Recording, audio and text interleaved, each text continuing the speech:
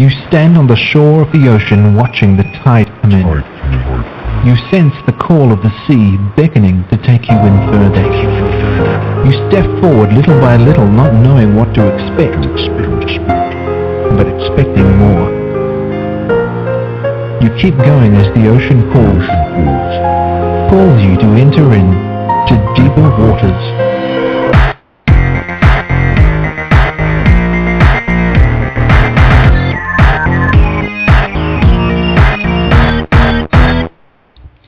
Hello everyone, I am Nick Peters, and this is the Deeper Waters podcast, and as always I am seeking to bring you the very best in apologetics and scholarly information, and we've got a real treat for you today. And we're talking about bringing the best, and might I say that as of today I think this will be the year anniversary of our show.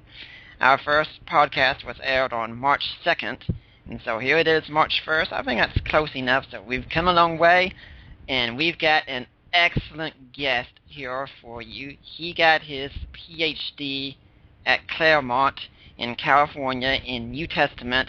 He's the author of numerous books, including one of my favorites of Fabricating Jesus, interviewed by Lee Strobel in Case for a Real Jesus, an authority on Dead Sea Scrolls, archaeology, and so much else related to the New Testament. My guest is Professor Craig Evans here on the line today. Professor Evans, are you there? I'm here, Nick. Good to be with you. It is very good to have you here. I announced my show last week with, I was interviewing Lynn Cowick, and when I said that you were going to be on next week, she said, I'm going to be listening. Oh, Lynn's a great scholar. I admire her work very much. Well, I'm sure she's very thrilled right now. But some of my listeners might actually not know much about you, so tell me about how you got to be doing what you're doing today. What got you into this field exactly? Well, when I was in university about 40 years ago, I was a history major and a philosophy minor. And I was at a very elite college preparing for law school. But just at the very beginning of my senior year, I had a change of heart. I sensed God's call to go into Christian ministry instead. So I went to seminary, a 3-year program, which results in the Master of Divinity degree in Portland, Oregon. While doing that, I really enjoyed the academic side of my studies. I enjoyed Greek and Hebrew and getting into the history and context, background, and so on of biblical studies and Jesus and Christian origins. And so although I continued to move toward ordination, and I was ordained, and in fact I was on the staff of a couple of churches and worked with youth and so on, I went ahead and pursued a PhD, and that's why I went to Claremont, as you mentioned a moment ago. And I pursued the PhD in biblical studies in general, but the specialty ended up being in New Testament. Though interestingly enough, my dissertation was on the book of Isaiah. And so I was very much into Old Testament as well. And I had become really interested in the Dead Sea Scrolls and early Jewish texts, thanks to the influence of people like the late William Brownlee and the still very much alive and well James Sanders, who had just founded the Ancient Biblical Manuscript Center at Claremont. And those were exciting days. You know, we were calling for the scrolls to finally get published. And there were some archaeological discoveries. There were new excavations going on in Jerusalem in the aftermath of, the recent wars there, which enabled Israel to gain control of all of Israel, including all of Jerusalem. So these were exciting times and full of opportunities. So that's how I got my start. I went to Canada in 1980.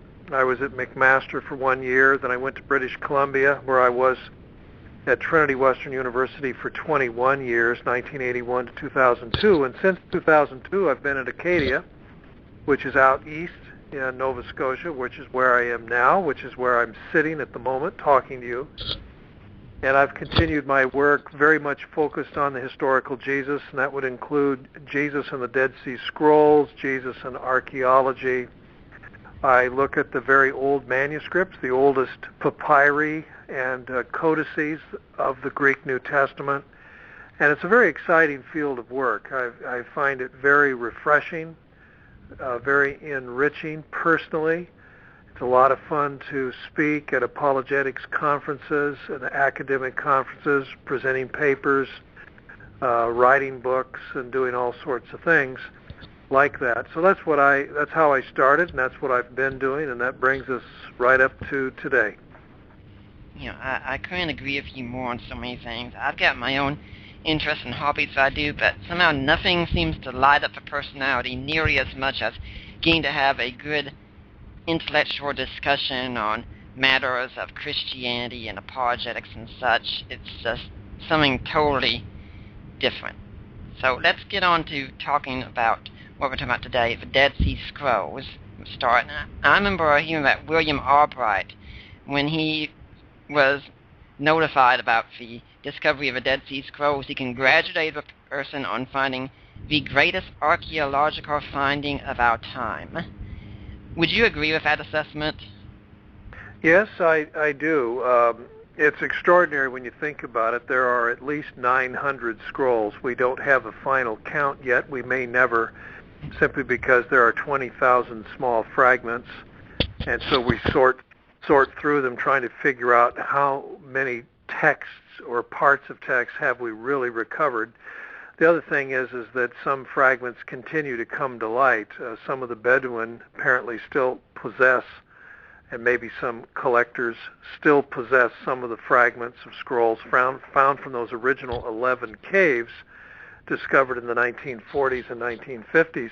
Now, you quoted William F. Albright. That was a note that he sent to John Trevor. I studied with John Trevor at Claremont.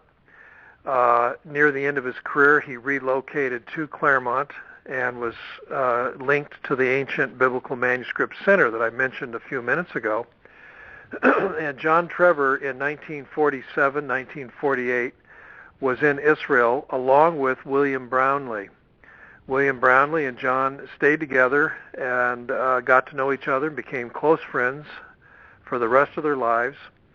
And so I had the privilege of studying under both of those men. I actually saw John Trevor's photographs, his own personal photographs, that he had, many of them were framed and mounted on the wall. That's how I saw the first photographs of the great Isaiah scroll, for example.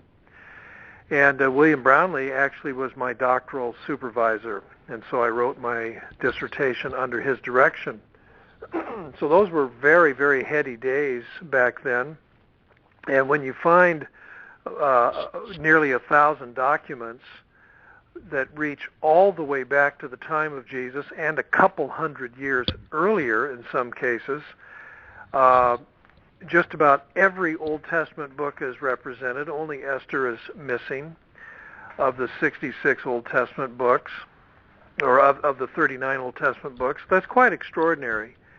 And then numerous other texts, commentaries on the Old Testament, especially on Isaiah, some of the other prophets and Psalms, rule books on how to live and to maintain purity and that sort of thing, books about expecting a great war, the War Scroll texts and all of that.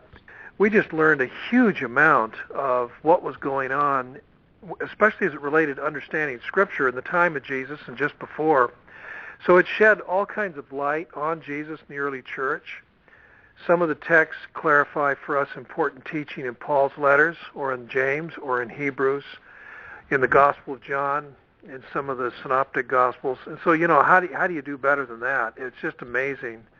So I do agree with the great archaeologist, William F. Albright. I think he was not exaggerating when he very generously congratulated John Trevor and Bill Brownlee and said, you have made the greatest discovery relating to the Bible that's ever been made.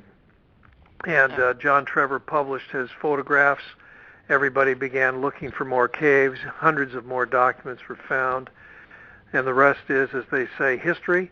And of course, we're still studying them. We're still piecing together fragments. We're still writing books and trying to understand these scrolls better and making them relate to archaeology and other texts that have been found as well. And so it's just an exciting time to be a biblical scholar and a biblical historian. It's just never been a better time. So Nick, what can I say?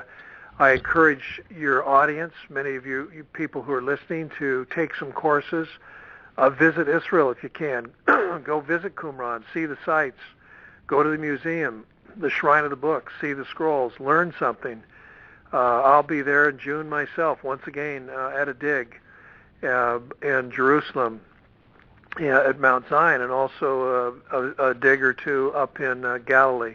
So these are exciting times. There's still a lot to learn. It's not all done. It's not all finished. In some ways, we're just scratching the surface, and most of the work still lies before us. Yeah, my wife knows whenever we when we see something about a trip to Israel and such, I'm always paying attention because I definitely want to go to Israel someday. And now you've talked about the impact of the Dead Sea Scrolls a little bit and such. Perhaps we should go backwards a little bit. There's a lot of stories out there about the discovery of the Dead Sea Scrolls. Could you tell us what really happened? How did we find the Dead Sea Scrolls? Well, the first cave was discovered, we believe, in 1947, and there is a little bit of mystery about that. I think there always will be, because the Bedouin, the Palestinians, who were native to the area, who originally found the first cave, the story was not always told the same way, so we have to be careful. I wouldn't put a lot of money on it. But, the old story is throwing rocks into a cave, perhaps trying to scare a goat or something that was missing or whatever, some kind of story like that. In any case, a stone went into a cave, an opening, and it made a strange sound when the stone struck something, the sound of pottery breaking. And this made the Bedouin goat herder suspicious. He thought, wait a minute, that wasn't the right sound. There's something in that cave. So he had to reach up to the hole and pull himself up. It was difficult to get into this small cave. And then when he dropped down inside, much to his surprise, there were all these jars.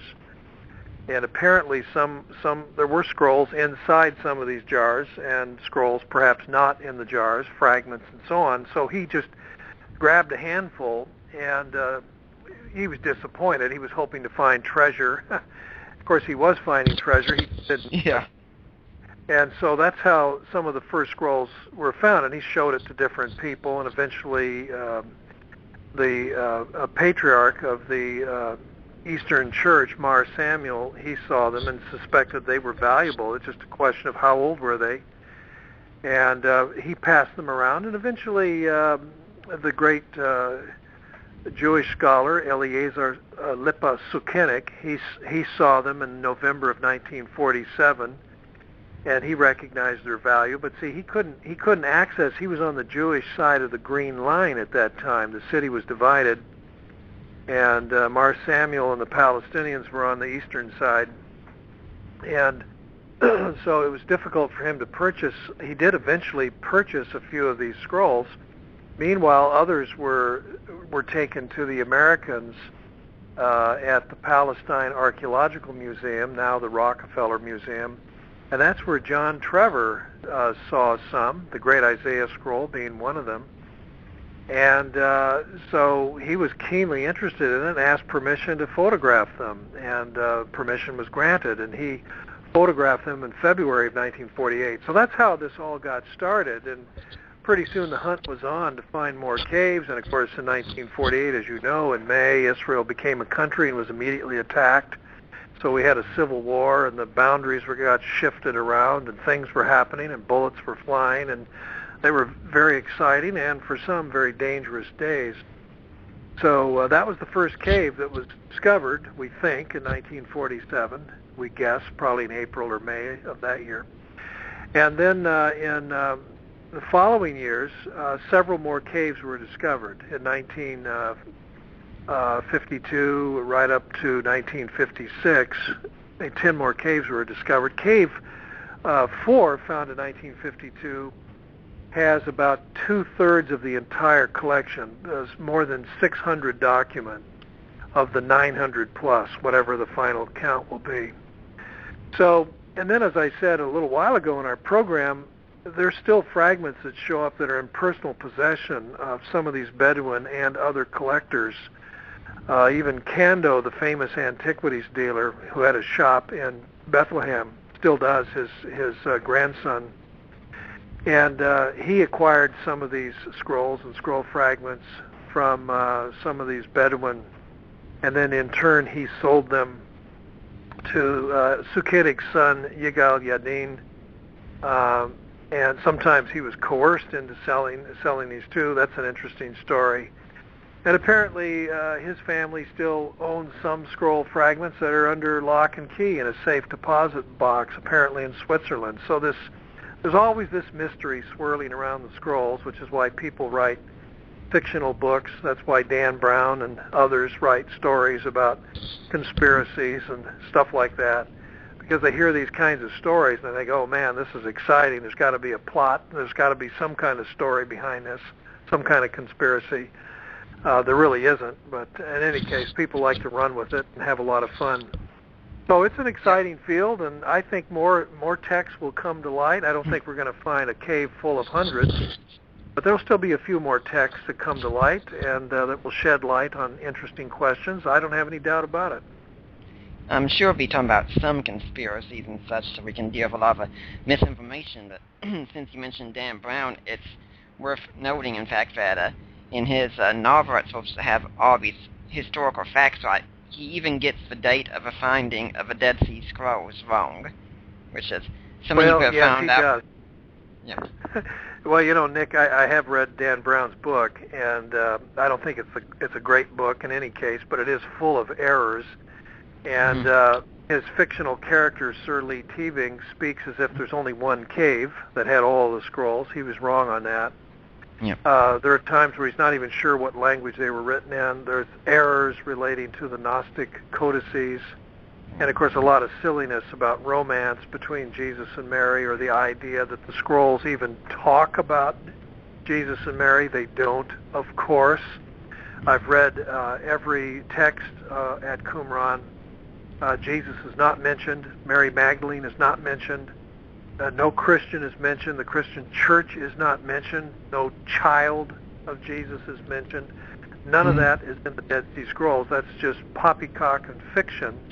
Dan Brown very naively, very gullibly got this from another book that the late Michael Bagent and some of his colleagues wrote called Holy Blood, Holy Grail. That book came out in 1982, and it's just full of errors.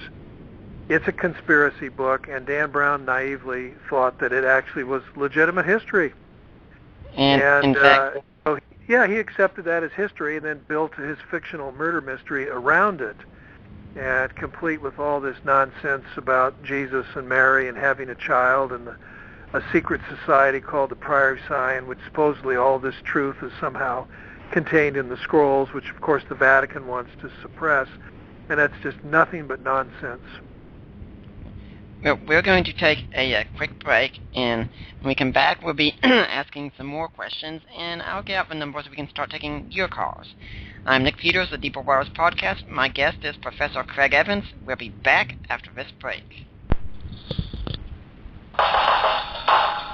Join Unituber and Army Girl for Christ as they discuss spiritual warfare, spiritual preparedness, the end times, life issues, and personal and spiritual growth.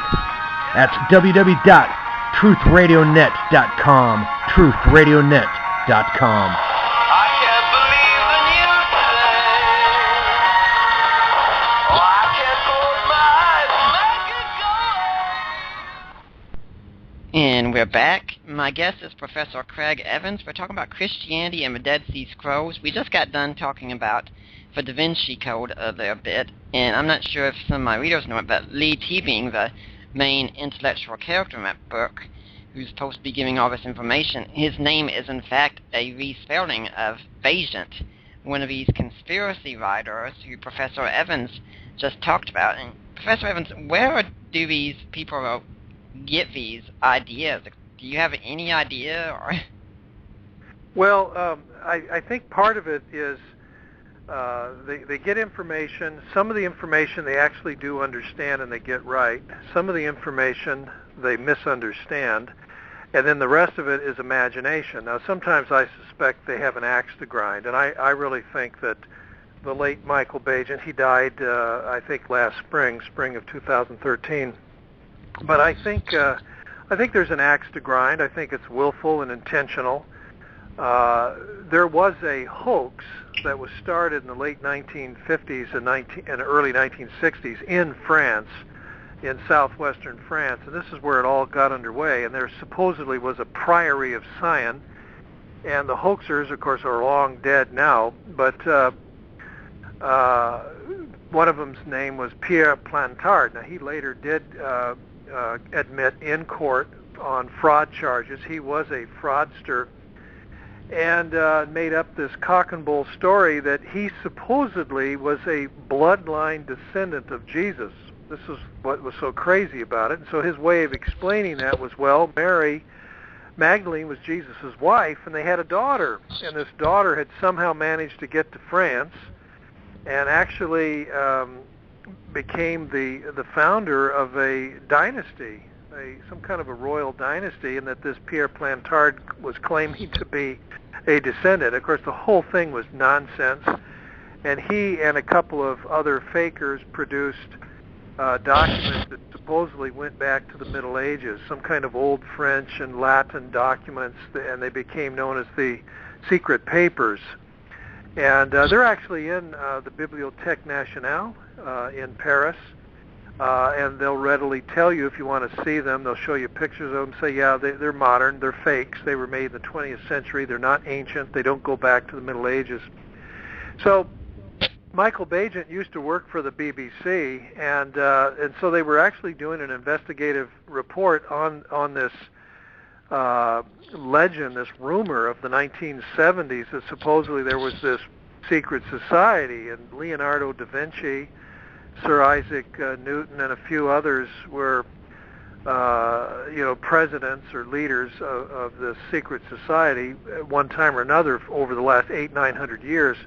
And of course it was all baloney. There was no truth to it. And that's what the BBC discovered and decided not to pursue it further. But Michael Bagent wanted to pursue it. He sensed that there was a book that he could write, and so he did that with Richard Lee, and that's where the Lee comes from, Lee Teabing. Richard Lee and Henry Lincoln wrote this book, and they published it, as I said earlier, in 1982, Holy Blood, Holy Grail. Of course, the whole thing is a cock and bull story. And unfortunately, there were a lot of people who took it seriously, thought, oh, at last we have the truth. The Vatican, as usual, is involved in a conspiracy to cover things up. And, of course, none of that was true.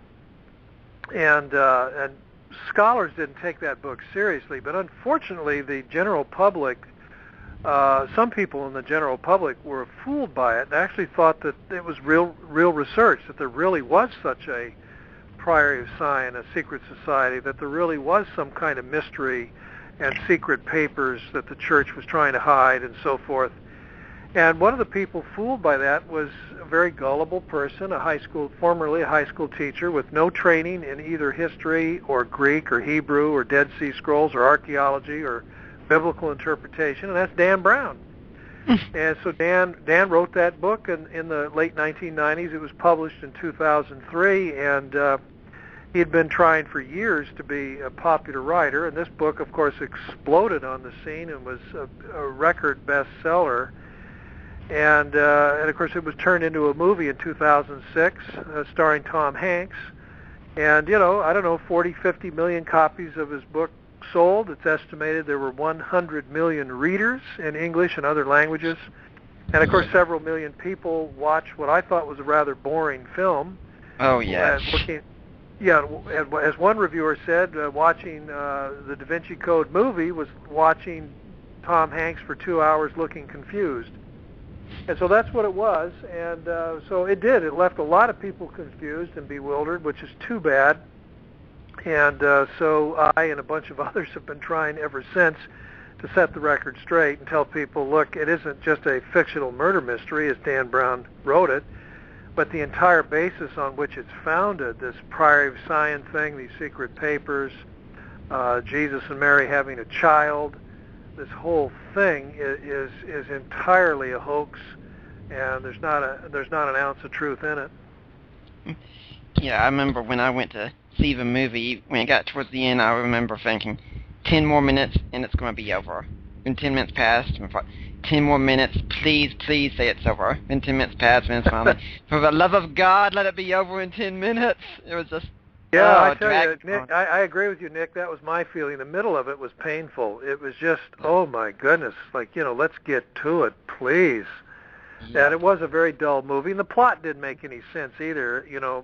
When you think about it, the plot was silly. You had this, and by the way, it was very insensitive, and I thought almost slanderous the way Opus Dei, it's a Catholic lay organization, has about 85,000 members. Opus Dei is made up of Catholic lay people and some priests too, and you can join if you're a Catholic, and it's just devoted to good works, charity, things like that, taking faith seriously, being a devout Catholic, and so on. And it was vilified. It was made to look like a dangerous secret society. The person that was murdering people was Silas, the albino monk. My goodness. And what was so silly about the plot was the whole idea was Opus Dei is trying to keep secret the Priory of Sion. So if you want to keep it a secret, then why do you go around killing people? It just all it did was call attention to it, lead to a police investigation. And, so the whole plot, it just didn't make any sense either. And, the whole thing was unfortunate. And that was one of the things I wanted to make clear when I did a lot of speaking. I probably spoke 50 times between 2003 and 2006 because people wanted to know, what is this Da Vinci Code? Is there any truth in it? Do the Dead Sea Scrolls talk about Jesus or not? And one of the things that concerned me was this group, Opus Dei. I have many Roman Catholic friends, and some of them are members of Opus Dei. Mm-hmm. And to be so maligned like that, and to be made out as a dangerous secret society, I thought that was very unfortunate. Now, ironically, Opus Dei's membership actually increased because they became better known, and people were defending them. People mm-hmm. said, well, what are they all about? And when they looked at them closely, they thought, hey, that's a good group. I'd like to join. So it actually had the good effect of expanding their membership a little bit because of this notoriety. Yeah, I actually, in fact, see the coming of a Da Vinci Code as actually a good thing. The same reason I see the coming of a new atheist as a good thing, because, hey, they're getting the conversation started for us, and if we got the facts on our side, my God, that just makes the case easier for us. Well, you're right about that. I attended a debate with an atheist Wednesday night of this week. And one of my colleagues debated this person, and this particular atheist isn't real happy about the new atheists. He calls them sunshine atheists, thinks they have a very naive view that somehow the world will be a better place if Christians disappeared, if everybody who believes in God just sort of went away. He doesn't think the world would become a better place at all. He thinks the world would actually become a scarier and more dangerous place, which I thought was really interesting. And so the new atheists and some of their loud negative claims, they have in fact made people stop and think, and because a lot of people don't think much about it. They don't think much about God. They're not sure. They're sort of passive agnostics. And so the new atheists have, I think, brought to everyone's mind how important it is to think about God, to ask the big questions, like who are we as humans? Where did we come from? Why are we here? Do we have any purpose? Where are we going? What's our future? And these are very important questions. And people, I think a lot of people are asleep and they don't ask those questions, and they should. So in that sense, new atheism, in a sense, has done a public service and just waking people up. What I can hear some skeptics out there saying with all this, is where, of course, Professor Evans is going to think that all this stuff in the Da Vinci Code is nonsense because he's a good conservative scholar, but that's not just a conservative position. In fact, we brought up the most liberal New Testament scholars in here. They'd be agreeing with us as well, wouldn't they? Well, that's right. One of the best written books that refutes the Da Vinci Code and exposes its silliness was written by Bart Ehrman. Mm-hmm. Bart Ehrman, a very well-known skeptic. He doesn't consider himself a Christian anymore, and hasn't for many years. And so he's not trying to be conservative. He's not trying to defend the Bible or defend the Christian faith or defend the church or defend the Vatican. And his expose, I think, is very, very well thought out, very well informed, and he shows how utterly silly just about everything in the Da Vinci Code is. It's just full of mistakes. And, of course, it's based on the egregiously erroneous and mistaken Holy Blood, Holy Grail book by Michael Bajan and his colleagues, as I said a little while ago. So, yeah, you don't have to be, a conservative Christian or traditional or something like that. Lots of historians, lots of secular writers have criticized severely the Da Vinci Code, noting that it's just full of mistakes regarding history, architecture, documents, things like that, And so, no, it's not just a conservative Christian complaint about it, but it's criticism coming from everywhere, from Jews, from non-Christians, from liberals, from conservatives, from people in the church, people outside the church. Everybody has pointed out how it's full of fallacies and mistakes.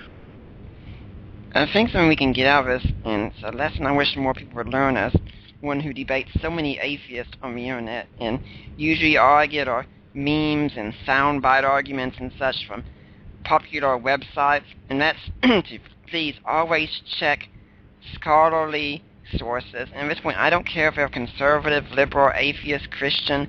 Go look at scholarly resources before posting a lot of claims, because there are so many claims put up there as nonsense. For instance, I still hear people say, well, the scholars still debate as to whether Jesus even existed. No, they don't. Sorry. They do not debate this anymore. I mean, wouldn't you agree with us that the number one thing people need to start doing? Yeah, you hit the nail right on the head, Nick. That's so true. In fact, I could mention that same skeptical scholar, Bart Ehrman.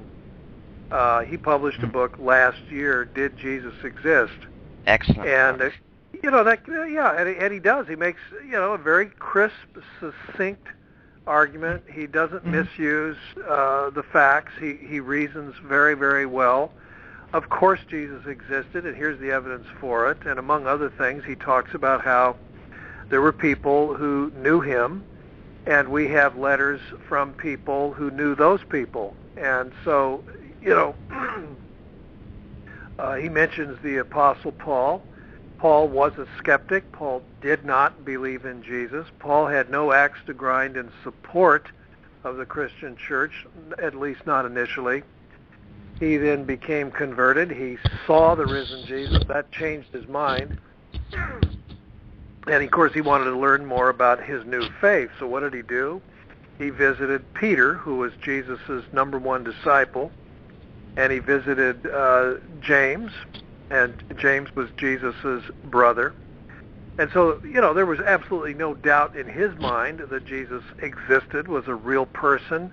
He met countless other people who knew Jesus, and that would include Barnabas, was one of his traveling companions, because, you had to know Jesus. You had to be a witness of his resurrection to be an apostolic figure. And Paul got to know them.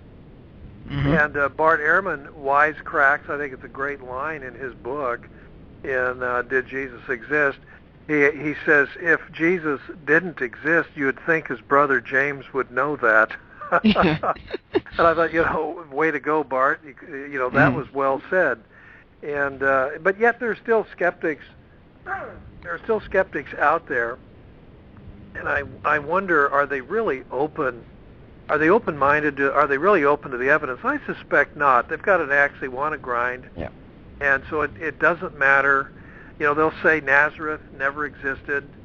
And it doesn't matter what evidence there is for Nazareth. They know apparently better than the Jewish and Christian archaeologists who are professionals. There are skeptics who'll say, you can't trust any of the sources, so I guess they're smarter than all the historians and all the biblical scholars put together. I mean, on they go. Who are these guys? They don't have proper degrees. They're not proper academics. Mm-hmm. They don't read papers or publish papers in recognized, properly refereed journals. They're quacky and they're off in the corner. They're right up there with the ufologists, that is the people who specialize in UFO studies, Bigfoot, and everything else. So, what do you do with a group like that? You just shake your head, and the real scholars continue doing their work. People who are professors at Ivy League universities, real intellectuals, and not these quacks and internet skeptics who are just talking among themselves. Let's get back to the Dead Sea Scrolls a bit now. It's my understanding that after we found, a team was sent over of 7 scholars to begin the initial investigations. Is that accurate? Yeah, that sounds right. And they were mostly Roman Catholic, which is why, by the way, the Vatican always is accused of being involved in a conspiracy to prevent the scrolls from being published. But there were people like J.T. Billick, John Strugnell, Father Roland DeVoe, Maurice Baillet, John Allegro, who kind of embarrassed the team later. Yeah, we'll be talking about him. Yeah, Frank Moore Cross, and some young understudies who were getting underway in their careers, like Raymond Brown and Joseph Fitzmyer. I mean, a lot of people don't know that. They're the guys that filled out the note cards that created the glossary or the index that my colleague Marty Abegg later published. That's how he reconstructed the unpublished texts and began publish them in the early to middle 90s. So, there were a lot of very talented people. And I forgot to mention Sean Starkey as well. Then these people, they went and visited the Dead Sea region. They excavated at Qumran. They searched the caves. They hired some of the Bedouin to work with them and examine every single cave, all the dust. And this was hard work. In the summertime, it was horribly hot. And the dust, you had to wear masks, otherwise you'd just be breathing it right into your lungs. And some of that was bat and bird dung, if you can imagine. And, it was not the most pleasant working conditions. And recovering these fragments, some of them are the size of a postage stamp, and thousands of fragments. And a lot of people think, the Dead Sea Scrolls, they're all scrolls. Only a handful were actually scrolls, still rolled up. Many of them were just pieces of paper like confetti, just torn up, small pieces. Some were rolled up but glued together. You couldn't unroll them. Like the Genesis Apocryphon scroll was very difficult. The most famous one, perhaps, from Cave 3 was made of copper, rolled up. It was a copper plaque that had been rolled up, pieces riveted together. It had completely corroded, of course, so it was green. And you can't unroll, something like that. It would just shatter. So they had to come up with the technology, and they did it at Manchester, where the copper scroll was neatly cut into pieces and unrolled that way in strips. And it turned out to be a list of treasures and where they're hidden, millions of dollars worth today if these treasures were to be recovered. So on it goes. It's just a fascinating collection of material. And, of course, the team got larger and larger, especially when Emmanuel Tove took over in 1990. He expanded the team, and it went from just a handful of scholars who are now getting very old to more than 50 people, and including my colleagues Marty Abegg and Peter Flint when I was at Trinity, where we founded the Dead Sea Scrolls Institute. So because there was all these people working on it, then very quickly, the next 15 years or so, the rest of the scrolls were published, including the many, many fragments, and the DJD series, the Discoveries in the Judean Desert series, published by Oxford University Press, finally got completed, publishing 40 volumes in all. So it's quite a history, and it was quite a Herculean job, but it finally did get finished. Well, we're going to have to take another quick break at that. I'm Nick Peters, the Deeper Waters Podcast. My guest is Professor Craig Evans, and we are talking about Christianity and the Dead Sea Scrolls. We'll be back after this break. It's here, the official Rock Radio mobile app. Listen to your favorite Rock Radio programs on your iPhone, iPad, iPod, Kindle Fire, Android smartphones, and tablets. The best thing is, it's absolutely free. Download it now from the iTunes or Google Play App Store, or get a link at our website, cyiworldwide.com. Rock Radio, Christian radio that doesn't suck. And we're back. My guest is Professor Craig Evans. We are talking about Christianity and the Dead Sea Scrolls. Now, it's also my understanding that it was a few years, I think 7 years before, the first findings were released to the public on the Dead Sea Scrolls. I mean, they knew they'd been found, but the first information about what they contained was released then. Is that accurate? Well, it could be. Depends on what's considered information, I guess, because Cave 1 was found in 47, and in 1948, John Trevor photographed 4 of these scrolls, including the Great Isaiah Scroll and the what was called the Manual of Discipline, or the Rule Scroll, the Rule of the Community. Well, those were published initially in 1948, so it's just a year later. I don't know how it could have been done any quicker. Mm-hmm. And Bill Brownlee published in 48 and 49 some of the very first articles. He was talking about the Manual of Discipline and also the Habakkuk commentary, the Pesher on Habakkuk, and this was happening in the late 40s and early 50s, before the other caves were even found. So I would say it's not exactly true to say that it was 7 whole years that went by. Of course, so the finds were over a period of 10 years, from 1947 to 1956. So in a sense, nobody was in any position to talk about all of the scrolls for many years, simply because they weren't all found all at once. Mm-hmm. So I think you need to put it in that light. So things were getting published pretty quickly as they were being found. Mm-hmm. What happened was in 1952, when Cave 4 was discovered, and some 600 scrolls and many, many thousands of fragments were pulled out of that cave, that's when things really slowed down. And mm-hmm. so the original team, that small number that was originally established shortly before that huge discovery, they just weren't numerous enough. They just didn't have the manpower. It was unmanageable. This find was so huge. And I think it took them by surprise, because Cave 1, that was a walk in the park. I mean, the Genesis Apocryphon was a bit of a challenge, and there were some fragments. But most of these scrolls, you just unrolled them. The text was easy to see, easy to transcribe, not tough to translate, and so publication was greatly facilitated. But it was a different story when they Caves 2 and 3 didn't have very many scrolls in them, so it was a manageable group.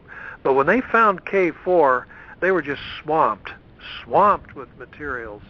And so while they were sorting that out, Caves 5, 6, 7, one by one, more caves were discovered. And that original group was overwhelmed. And I think that's why the delay set in. I mean, a lot of stuff continued to be published in the 1960s, 1970s, but by the early 80s, the pace had slowed down to a trickle, and people mm-hmm. were getting impatient. There were rumors that there were some really fascinating fragments found in Cave 4, the Son of God text, for example, 4Q246, the Messianic Apocalypse text, 4Q521, and some others. And people were saying, hey, let's get these things published.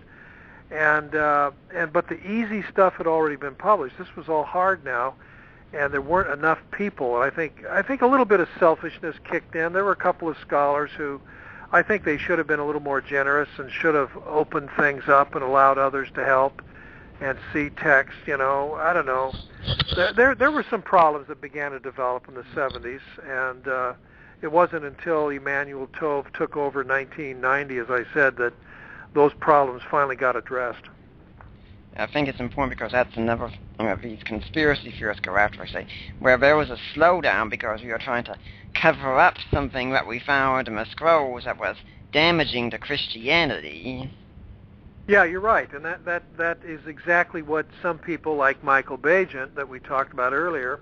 Also, John Allegro, he was alleging the same thing, that there were real embarrassing secrets, and that all these Roman Catholics that were on the team didn't want these things to leak out. Well, he was coming up with real screwy stuff, this magic hallucinatory mushroom and all that.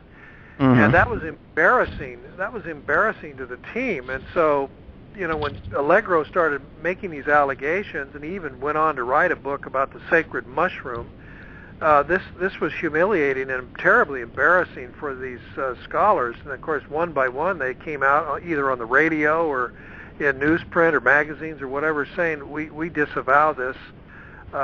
This guy's speaking for himself. And some people wanted to interpret that as, see, they're ganging up on this guy because this guy wants to tell the truth. He wants to let the secrets out. But that was just poppycock. There was nothing to it at all. And but anyway, that did create a context, this illusion that maybe there is a conspiracy and the Roman Catholics are behind it somehow, and they don't want the scrolls to get out because they reveal embarrassing things, either about Jesus or the church or whatever. Yeah, I did have an internet atheist a few weeks ago even recommend the sacred mushroom and across to me, and it was, I don't know how I kept from laughing at that point. And I even understand that in the London Telegraph there was an ad taken out publicly by 13 scholars disavowing the book, and that the publisher even apologized for publishing it. Well, yeah, you can see, like, I would be humiliated if I were part of a team of scholars working on some project, and then one of the members of the team went rogue and started making all kinds of crazy claims. That would be embarrassing. It could harm your own. In fact, my own experience with the Gospel of Judas, it wasn't that bad, but it was similar because somebody on the team had mistranslated parts of the Gospel of Judas, and this became very clear later. And I felt a little annoyed, that here we were talking about the significance of this text, and it had been reconstructed a bit oddly in a place or two, and a couple of emendations had been made unnecessarily. And there were four places in the text where it just wasn't quite right, and all four of these places that weren't quite right helped advance a questionable interpretation.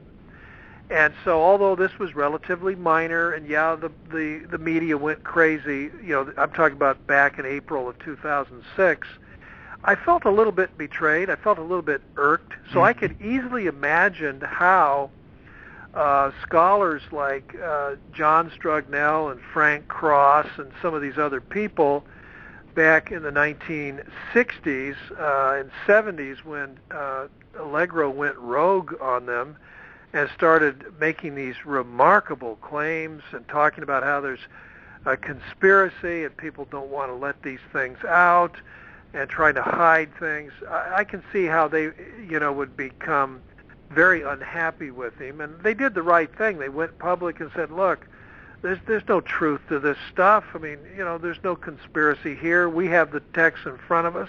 They simply don't say these things. They don't support these things. Mr. Allegro has got an agenda. He's doing something, and it doesn't make any sense to us. And it wasn't just conservative Christians in this group either, was it? Oh, no. It was everybody involved. I mean, one of the early scrolls translators is Lancaster Harding. There are some great pictures of him. I mean, the carelessness back then. I mean, Lancaster Harding's got a cigarette in his mouth and an ash on the end of his cigarette an inch long, and it's hanging precariously right over one of these scrolls. Nobody does that now, trust me, but back then they were smoking and handling the scrolls with their bare fingers. They were using Scotch tape to put the fragments together. They did all kinds of things today that are anathema. But I mentioned Mr. Harding because he was agnostic. He was not a religious person. And of course, he disavowed all this nonsense with Allegro. I mean, he was a serious scroll scholar, curator of the Palestine Archaeological Museum. He was involved in recovering the scrolls, interpreting them, conserving them, and everything else. And he didn't go along with all this silliness. And he had no particular religious axe to grind. He wasn't trying to defend Roman Catholics or conservative Protestants. He was just trying to get at the truth and stick with the facts. And so he didn't agree with Allegro at all. Where since we've talked some about the scrolls and our finding, we should also talk about their origin. So that's sort of a question. Who wrote the Dead Sea Scrolls? Yeah, that's a good question, and I think we know the answer to that. Our ancient historians, going back 2,000 years, talk about, and I'm talking about a Roman historian for one, his name is Pliny the Elder. Mm-hmm. He wrote what's called Natural History, and he died in the year 79 when Vesuvius erupted. Unfortunately for him, he had to get close for a better look, and he got a little too close.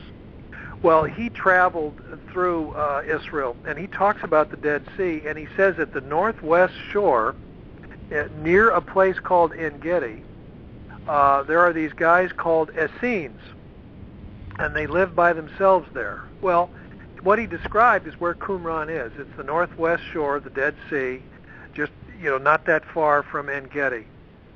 And then there are two or three other historians, including Josephus and Philo, and they refer to these guys, and they'll pronounce their name either Essene, Essenoi, or Essaioi.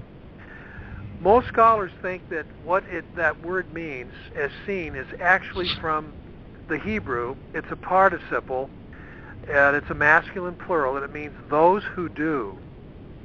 It's from the verb asa. And when you read the scrolls, you'll see that they talk about those who do, and they use the verb asa, those who do the law, those who keep or do the covenant, the berit. And that's language, by the way, very similar to the New Testament book of James, where it talks about those who are doers of the word, not hearers only. So we think the Essenes are the doers. And, of course, where do we find the scrolls? In the northwest shore of the Dead Sea at a place called Qumran. This is where the ancient writers said these guys lived. They're called Essenes. We find texts in which they speak of themselves as Essenes, as doers of the covenant or the law. So, you put 2 plus 2 together, and I'm sorry, every time you do that, it comes up as 4. Now, some people say, oh, well, we don't know that. This is a risky, connection, but we don't know of Essenes anywhere else except at that place. The ancient writers do not refer to any other group other than at that place. So I think a very cautious interpretation is to make that linkage, and that's why it is the majority view. Now, that doesn't mean that all of the scrolls that were found at Qumran in those 11 caves, that every single one was written by somebody at Qumran or written by an Essene. No one claims that. Many of these scrolls came from somewhere else in Israel. But what we're talking about are the key scrolls, the sectarian ones, the scrolls relating to the rules, the Serach scrolls, the Hodayot, the hymn scrolls, the Pesharim, the commentaries. There are some key scrolls, the war scrolls. There are certain scrolls they composed. And they probably copied out some of the scripture scrolls too, but they didn't, invent the scriptures. They inherited them and made their own copies.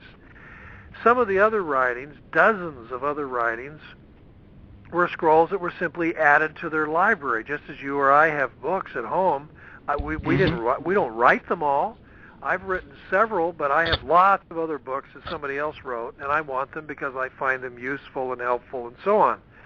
So it's a library. And so some of the scrolls they wrote.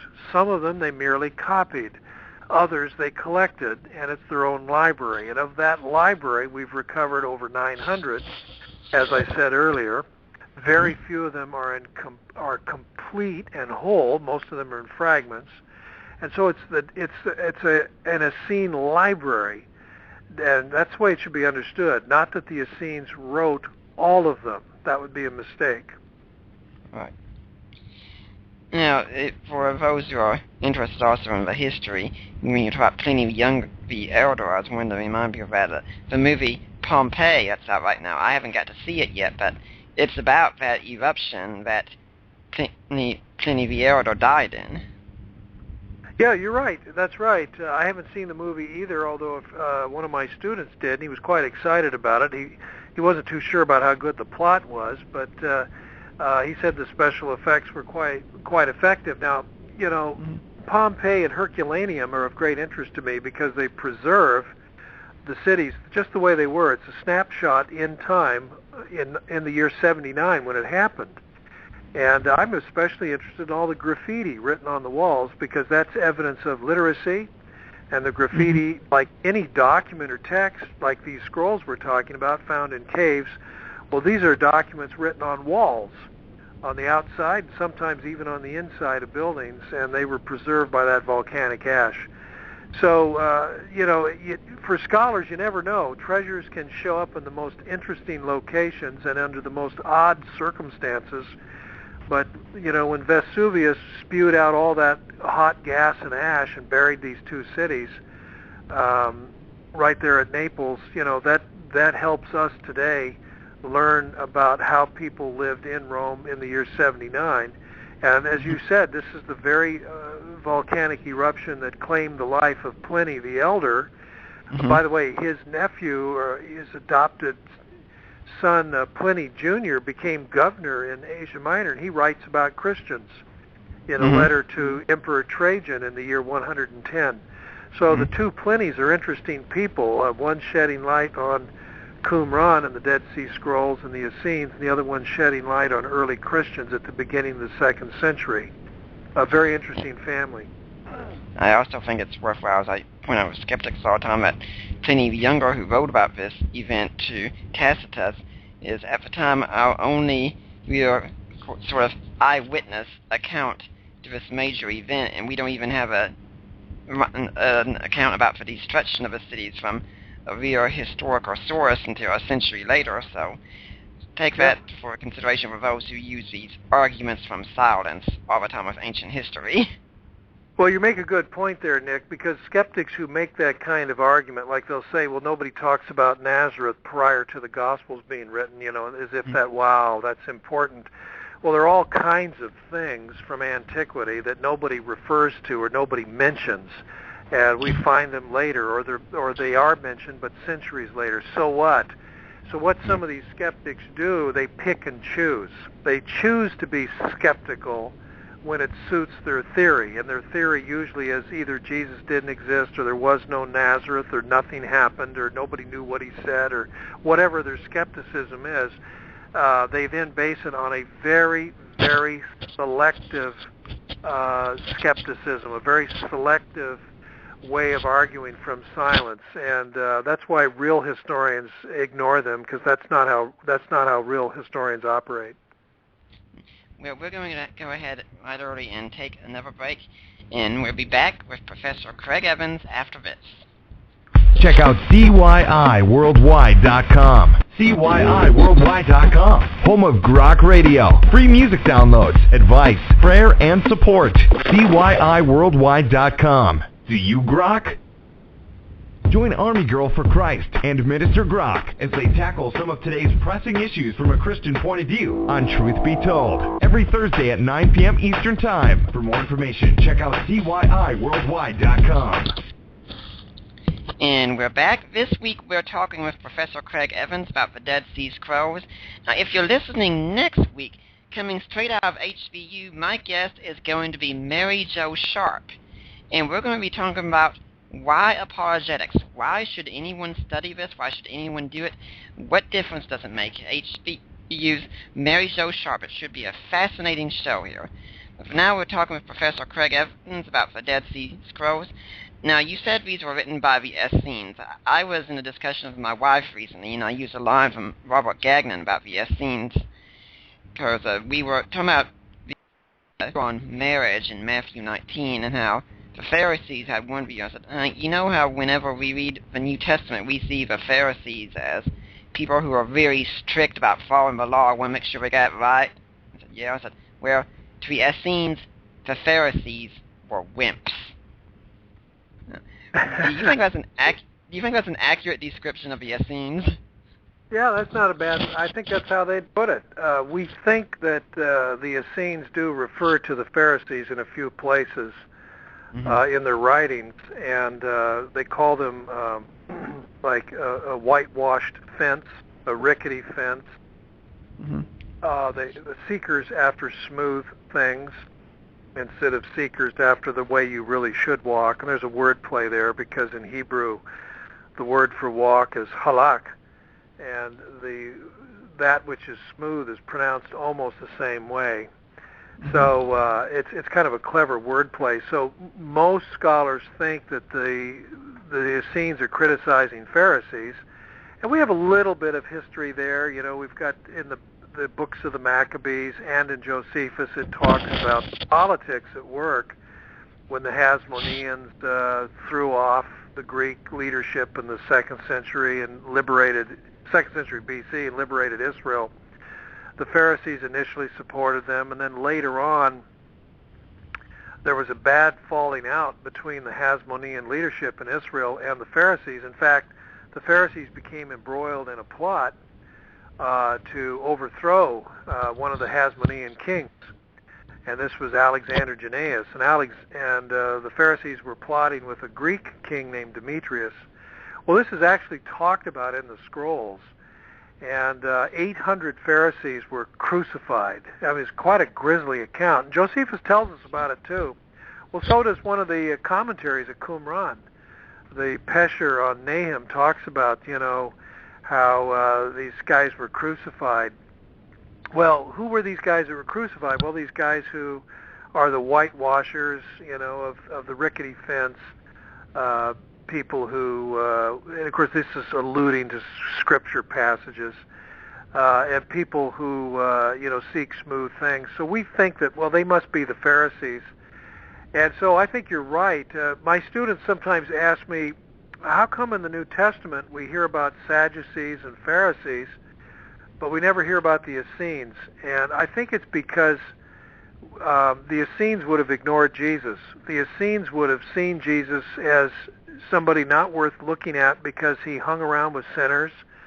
He hung around with prostitutes, people who didn't keep the law properly. And the Pharisees found Jesus interesting because he performed miracles. He talked about the kingdom of God. He talked about resurrection. These are things that the Pharisees thought were very important. And they noticed that Jesus was, of course, very popular. People crowded around him. So they wanted to check him out. And some probably were sympathetic. And, of course, we know some Pharisees, in fact, became Christians because of the resurrection. But I don't think the Essenes would have had any interest in Jesus once they saw that, you know, he wasn't one of their members. He hung around with the wrong kind of people. He hung around with Pharisees too, and the Essenes did not respect them. So I think an Essene wouldn't have walked across the street to hear Jesus speak, and that's probably why, therefore, we never hear about Essenes in the New Testament, even though the New Testament contains stuff that parallels some of the Dead Sea Scrolls. It's not because, you know, Jesus had been an Essene or that, you know, an Essene was one of his followers, nothing like that. They do share a common world, a Jewish world from the 1st century. Now, who were the Essenes exactly then? Well, we think it's possible that they were a group that were surrounding some priests who had they were of the line of Zadok. Zadok was the priest that was appointed right at the end of King David's reign and was confirmed by King Solomon. And so out of respect for Zadok, and Zadok, of course, was, you know, of the tribe of Levi, and he was a descendant of the first high priest, Aaron, the brother of Moses. But Zadok was a distinctive family within that line, and so for the next several hundred years, you had to be a descendant of Zadok to become high priest. Well, that changed when the Hasmoneans succeeded in rebelling and winning their freedom from the Greeks, the Seleucids, in the 160s BC.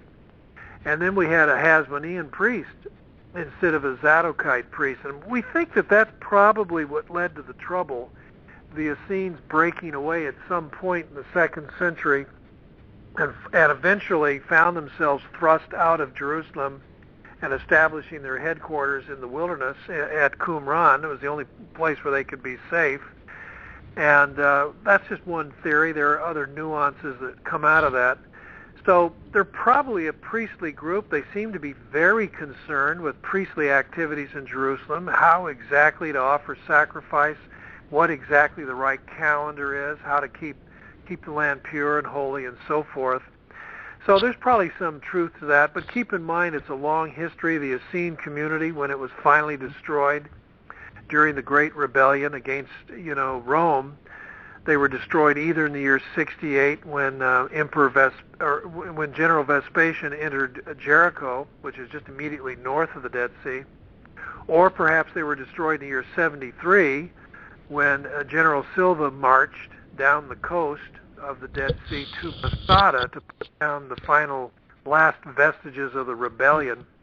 So anyway, they came to an end in 68 or 73, and that's a community which by that point would have existed for probably 150, maybe 170 years, something like that.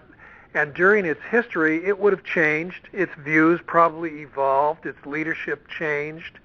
The original teacher of righteousness had long since died. And so there would have been new ideas. They would have had to change some of their expectations about, big events soon to occur. So we have to be careful when we talk about the Essenes, who they were and what they thought, because who they were and what they thought changed a bit during its lengthy history of this particular group. Dr. Lynn Cowick, when she was on last week, she surprised me or something, because I'd always thought the Essenes were a community of celibate males, and she'd said we found female remains at Qumran. Apparently some people did live there with their wives. I thought, well, Craig Evans is going to be on. We'll just ask him. Well, that is controversial. What most scholars agree is that probably most of the men at Qumran were celibate. Many of the Qumran members and Essenes probably were celibate men. However, we also know that there were some who were affiliated or full members of the Essenes who had families, had wives, had children, and lived not just at Qumran. There were at least 4,000 members of the Essenes, Josephus tells us. They couldn't have all lived at Qumran. I doubt if much more than 100 people, maybe 200 at most, ever lived at Qumran, even if they used some of the caves nearby as dwelling places. But as far as women at Qumran is concerned, one of the problems is the skeletons are so poorly preserved. There's a cemetery to the immediate southeast of the Qumran compound. There's a wall that separates it as Jewish tradition would require, so you bury people outside the city limits, outside the wall. And of course, what happened was in the Middle Ages and even in more recent times, right up to the 19th century, some of the Bedouin, buried their own dead in that cemetery. So, and that would include females as well. And so that has complicated the remains. Now, we usually can tell the difference between a Bedouin grave and an Essene grave. The Essene graves were all a certain style, a certain way of doing it, the way the bodies were positioned and so forth. But that has complicated things. And so what we think when we're talking about just the skeletons that date back to the Essene period, that is no more recent than the 1st century AD, we think that there are very, very few, maybe none at all, female skeletons. But we haven't dug up all of them. There are hundreds. So they haven't all been exhumed and examined. And what skeletons have been exhumed and examined are not always in good enough condition where we can determine the gender. So that's why it's a little fuzzy. So I agree with Professor Koech in saying that we think that there are some female skeletons in the cemetery, and that would agree with what our sources tell us, that some of the Essenes, in fact, were married, had wives, had children. So we should not think of all Essenes as celibate men. That's just not true. It was a surprise to me because I thought the Essenes, by and large, had a kind of negative view of women, which was also one of the reasons it's suspected. I thought that they never copied the book of Esther, for instance. Well, let me interject. There were a lot of Jewish men like Pharisees and some of the early rabbis. They were married, they had wives, and they had negative views of women. Mm-hmm. So just because you're married doesn't mean that you necessarily value a liberated, free-spirited woman, or right. Held her in high regard. A lot of men in those days did not. And that's one of the positive things that the Christian church did, was elevate the status of women. Absolutely. I know it's popular to think that the church held women back, but that's not what was happening back then. Women were not always treated, well, they were not treated as equals by Greeks or Romans, and I can show you texts that speak very disparagingly of women, how they should keep silent, how they should not speak in the presence of men. Silence is their crown, silence is their jewel. Those kinds of statements like that, and you see that in early rabbinic texts too. So that was the view among at least some early Jews, that women, were inferior to men and should stay at home and should stay quiet. And so I wouldn't single out the Essenes for special treatment. They probably reflected what was generally the held view among Jewish people at that time, and a view that was not very feminist in orientation, held by Greeks and Romans at that time. And this idea that, when Paul in his letter to the Galatians says that in Christ there's neither male nor female, neither slave nor free, neither Jew nor Greek, I mean, that kind of a statement is extraordinary. That would be inflammatory. Yeah. We accept it today. We think, oh, yes, that's very enlightened. That's the way it ought to be. That's how we today take it. But I'll tell you, when he wrote those words in the middle of the 1st century A.D., he was way, way ahead of his time. Yeah, if anyone's more interested in this, I can recommend that you listen to last week's show of Finn Coep, where we talked all about Christianity and women. Like, I was even thinking of that when we talked about the Ephesians passage in that show, when we got to the line where they said, well, wives, submit to your husbands. Most of the husbands in the audience are saying, amen, preach it, Paul, preach it. But then when he gets to love your wives as Christ loved the church, most of the men were probably going, Paul, what are you smoking right now? Yeah, that's right. Yeah, that's correct. And some people, again, it goes back to the idea of being choosy, very selective.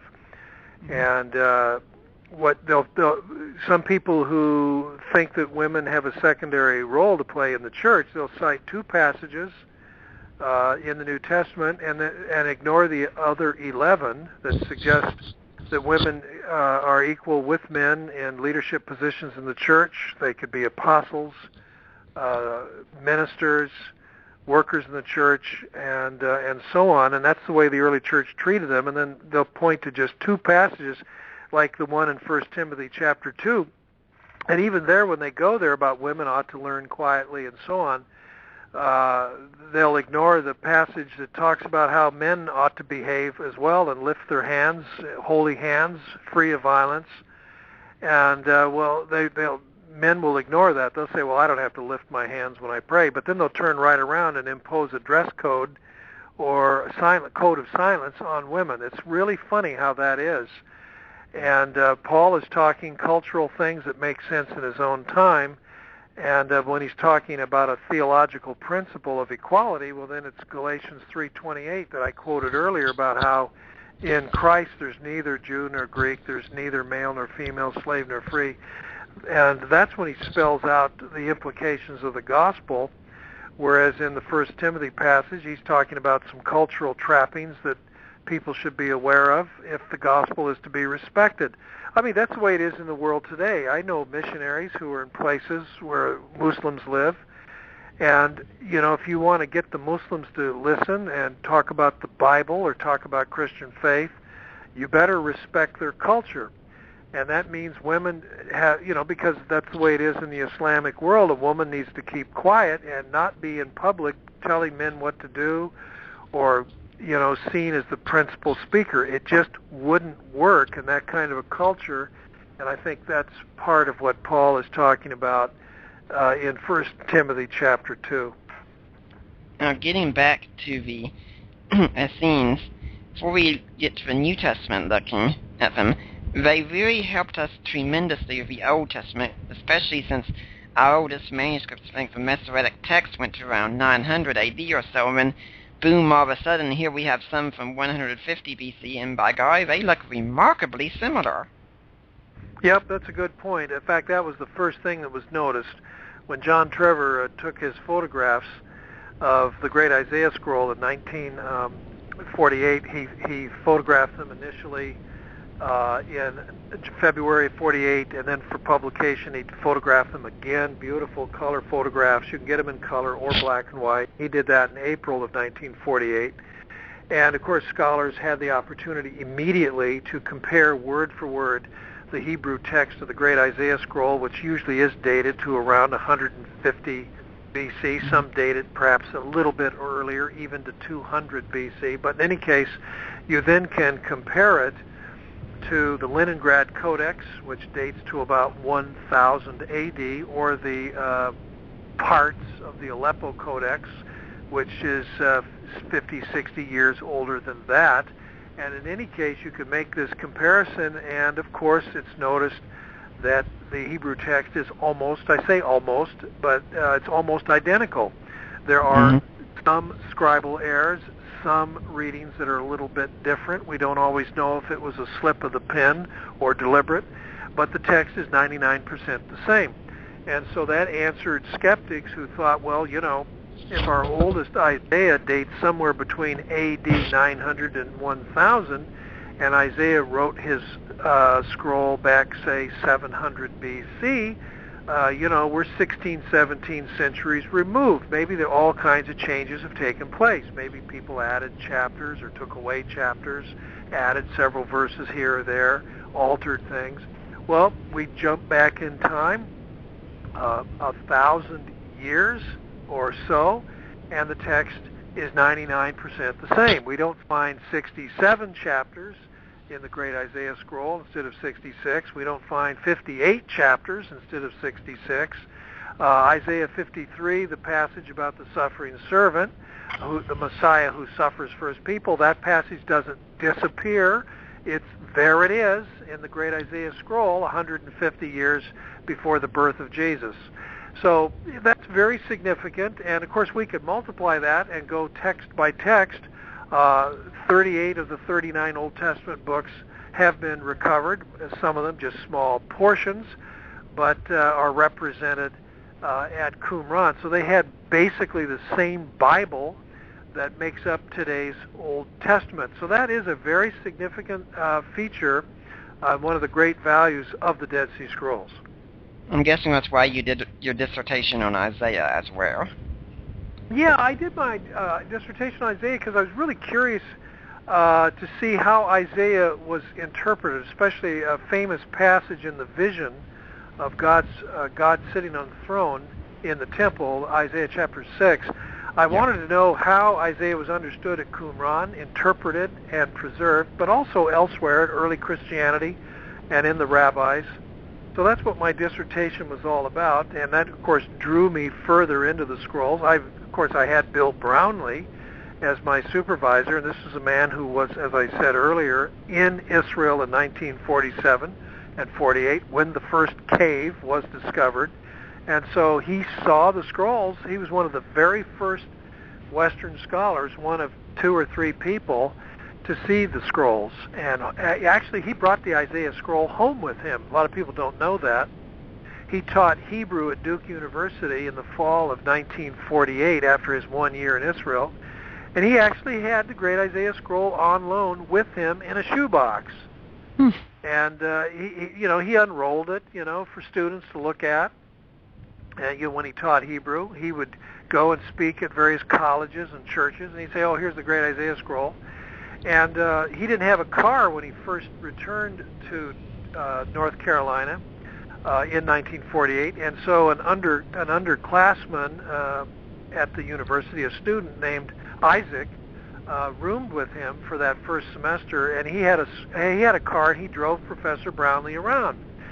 And I'd heard that story from Dr. Brownlee, and I was lecturing a number of years ago in North Carolina, and I just mentioned that story, the one I just now told you.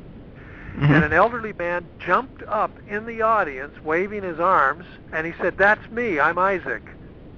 I was just astounded. The guy who drove Bill Brownlee around in the car with the Great Isaiah Scroll in a shoebox, there he was in the audience. This is about 15 years ago. I was absolutely stunned.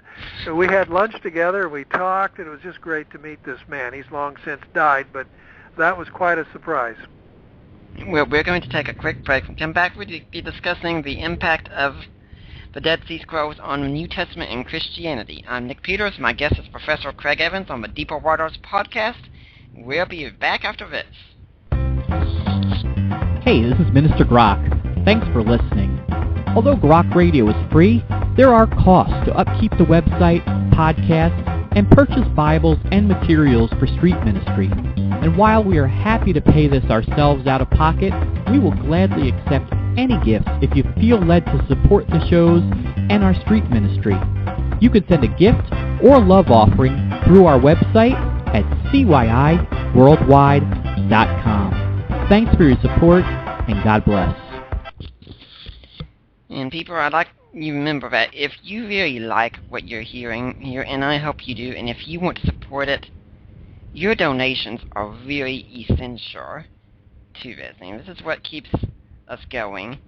And well, if you want to make a donation to us, you can go to Blog Talk Radio, but if you want to make a donation to Deeper Waters directly, you can go to my blog at deeperwaters.wordpress.com, find a link there how to donate. You can donate through tectonics.org with my ministry partner, JP Holding, and might I point out, we've just released a new ebook together about Christian answers for today's generation. You can find it on Amazon. It's about $3.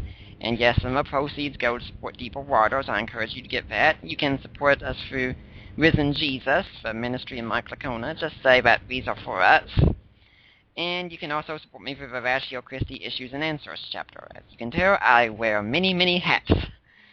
Now, our guest right now is Professor Craig Evans. We're talking about the Dead Sea Scrolls. And Professor Evans, you'd said that Jesus and New Testament figures aren't mentioned, so someone in the audience could be thinking, well, if Jesus isn't mentioned, and this is so long before Christianity, about 100, 150 years or so, what impact can these really have in helping us understand the New Testament?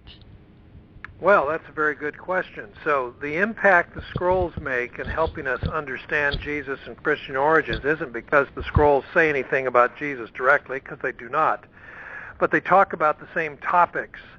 They share some of the same interpretations of Scripture. They anticipate future events in some ways that's similar. For example, 4Q246, let me unpack that and explain it. That means Qumran's, that's what the Q stands for, cave number 4. So the fourth cave, the big cave, the one that had 600 documents in it, it has several Aramaic ones. Most of the scrolls are Hebrew, but about 10% of them are Aramaic. Well, this small Aramaic text is just one piece of leather. That's all it is. 2 columns of text, 9 lines in each, on each column. In Aramaic, speaks of the coming of somebody who will be called Son of God, Son of the Most High, who will reign forever and will be called Great. Now, when you hear that, you immediately think, wait a minute, isn't that what the angel Gabriel said to Mary in Luke chapter 1? And that's correct. It's called the Annunciation. And there are 4 components that the angel shares with Mary. You will have a son. He will be great. He will be called Son of God. He will be called Son of the Most High. And he will reign on the throne of his father David forever. And so we have those 4 things in this Aramaic text. That's amazing. Now, what does that tell us? Well, it tells us the idea that the Messiah would be called Son of God was an idea that was circulating in Aramaic even before Jesus was born, and that's not an idea that developed later when early Christians were proclaiming Jesus in the Gentile world. They didn't decide to call Jesus God's Son because that's what the Romans said about Caesar. In fact, this is an idea that's before this engagement with the Roman world. It's in Aramaic, the very language of Jesus and his mother Mary. It's in Palestine. And so that's why these texts help us. Now here's another one. This is also from cave number 4. It's document number 521, a section called the Messianic Apocalypse. It talks about a Messiah, God's Messiah, whom the heavens and the earth will obey. And when he comes, the blind will regain their sight. Those who are ill or sick will be raised up. Those who are poor or downtrodden will have good news proclaimed to them. Now, as soon as you hear that, you think, wait a minute, that is so similar to what Jesus said to John the Baptist. John's in prison, awaiting execution. Unfortunately, Herod Antipas, the tetrarch, had arrested him. So John, very discouraged, sends messengers to Jesus saying, are you really the one who is to come, or should we look for somebody else? And Jesus says, well, go back and tell John that the blind regain their sight, lepers are cleansed, the dead are raised up, the poor have good news preached to them. And so you can see Jesus summed up his messianic ministry in a way that was very similar to what we find in this one scroll. So this scroll, number 521, tells us that when the Messiah comes, sick people are healed, and even the dead are raised up, and the poor have good news preached to them. And so Jesus sees himself as doing the messianic task, and that's the whole point of it. And so scrolls like that help us understand better Jesus' words and his teachings and his deeds. Here's another example relating to Paul. Paul talks about how no one can be justified in the sight of God by doing works of the law. And he emphasized that in the books, his letter to the churches of Galatia, and also in his famous letter to the Romans. Well, at Qumran in Cave 4 are 6 copies of a letter that talks about how the law is supposed to be obeyed. And it goes on to say that if you do these things, the works of the law, it will be reckoned to you as righteousness. And it's amazing the parallel with Paul. It's not that Paul read that letter or that that letter had read Paul. Of course not. The letter's 100 years old when Paul was writing. But what it shows is there's a difference of opinion in Israel in Paul's day. There are some who say there are certain works of the law that you have to do to be declared righteous. And then your eternity will be all wrapped up. Don't worry, you'll go to heaven, you'll be okay with God. Paul is saying, no, you can't work your way into heaven. You can't do the works of the law and be justified. That's not what's going on there. You have to do it some other way. So this particular text at Qumran, or 6 copies of a legal letter, helps us then understand what Paul is arguing about, who his opponents are, and why he says what he says. And I could give you other examples, like Melchizedek. Why does the author of Hebrews compare Jesus to Melchizedek, as though Melchizedek is a really significant figure for helping us to understand who Jesus really was and the significance of his death and the significance of his ongoing work in heaven interceding on behalf of his people. Well, at Qumran, they have a text from Cave 11. It's all focused on Melchizedek, and it turns out he's this superhero who will defeat the devil, who will forgive the sins of his people, and who will lead them, ultimately bring the kingdom of God and lead them to salvation. And you realize, well, wait a minute. If that's how they understood Melchizedek, and Melchizedek, he met Abraham in Genesis 14, if that's who Melchizedek was, and that's how he was understood, no wonder the author of the New Testament book called Hebrews, no wonder he makes comparison between Jesus and Melchizedek. So these are the kinds of things we learn when we read the scrolls, and they help us understand better the logic, the purpose, the style of argument, the exegesis that goes on in the New Testament writings. It's so amusing because when you were saying, I think it was 4Q521, was that the number about Yeah, that's the text. Yeah, that's the text that talks about the blind regaining their sight and the poor having good news preached to them. Yeah, I just opened my Bible thing. I think I've heard this is another one, then you went straight into that one. And yeah, this works out very well.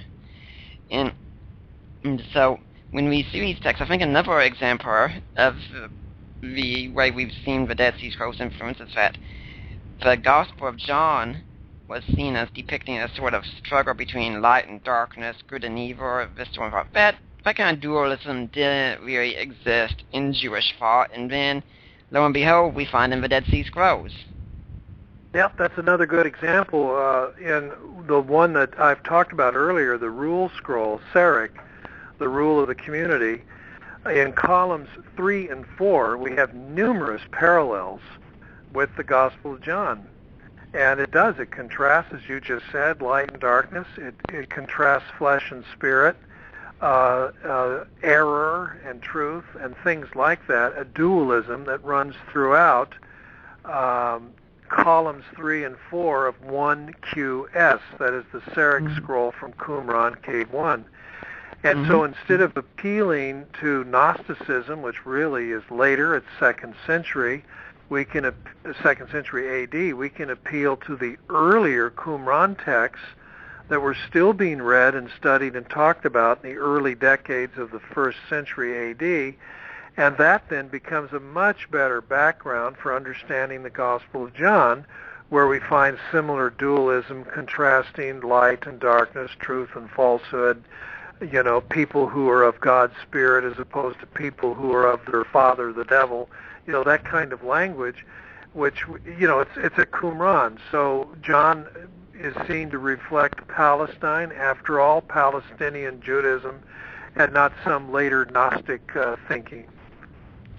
When we were talking earlier about conspiracies, there are some that are pretty interesting also in relation to the New Testament now. You've already said that Jesus isn't mentioned, no New Testament figures are mentioned, no Gospels have been found in the scrolls, but there are some strange ideas. I'm thinking especially about Barbara Fering's ideas about the Dead Sea Scrolls. Could you expound on those some? Well, yeah, okay, I'm glad you brought up Barbara Fering. She's an Australian scholar, retired. I know her. I actually sat right next to her in a Jeep that was driving through the Judean desert back in the summer of 1997. And so she shared with me her views personally, and I'm aware of her books. And in Fabricating Jesus, I talk about it. But I'm not aware of any scholar. There may be lay people who aren't scholars, but I'm not aware of any scholar who takes her views seriously. They are extremely eccentric. What she does, she knows that Jesus' name does not appear in the scrolls, that Jesus, Mary, and other Bible figures, New Testament figures, are not mentioned in the scrolls. She knows that, but she thinks they're hinted at, and so she deciphers the scrolls. She thinks they're full of symbolism, and so she finds, on the basis of her curious interpretation of the scrolls, she thinks Jesus was married, later divorced, later remarried, celebrated the Eucharist years after his crucifixion, which somehow he survived, with Dr. Luke. I mean, it just goes on and on. It is some of the strangest stuff I've ever heard of. I'm not real sure who the strangest person is, Tom Harper, who doesn't think Jesus existed, or Barbara Fering, who sees the scrolls and the New Testament Gospels as these ciphers that are full of all kinds of hidden meanings. It's very subjective. I mean, it's impossible, how do you argue for it or against it? Because it is so subjective. So I don't mean any disrespect to her as a person, but her views are viewed as extremely eccentric, and as I said, I'm not sure that a single scholar on planet Earth agrees with her. There are sometimes I tell people there are some arguments that I'm just not sure how I'd answer. It's not because they're so brilliant, it's because they're so far out there that you can't believe anyone holds that position. Well, I mean, if you're subjective and you say, look, I had a dream or some vision or somebody told me something and this is what it now means, I mean, how do you really argue against that? All you can say is, well, that's very subjective, it's very private, it's very personal, and it's impossible to test it. It is outside the canons of the way people normally think. It's outside the way historians operate. So if you want to enter your private world of symbols that mean almost anything you say they mean, well, fine, but nobody, if no other person should follow you there. You really need to interpret things the way you can show, for which you can show evidence, where you can say, the Kittim referred to the Romans or a Western power, and you can show that in text, and you don't turn it into something else and say, well, it's really in reference to this or that. And when there's a reference to water somewhere, that's not a reference to Christian baptism. It's not a reference to Jesus being baptized by John. And if there's a reference to this or that, a circle or something, that's not Jesus' wedding ring when he married Mary Magdalene. What? And this kind of stuff is so subjective that it cannot be confirmed at all, and there's no reason to follow somebody with that kind of interpretation, and nobody has. Now, you mentioned Tom Harper. If I'm correct, he's a Canadian journalist. That's right. He really jumped off a bandwagon with Christ-Smith theory and such. What does he have some bizarre view on the Dead Sea Scrolls as well? Well, it's not so much the Dead Sea Scrolls. It's a bizarre view of the Gospels themselves. And what he says is the Gospels are just these giant parables, and they're not really talking about a real person that ever lived.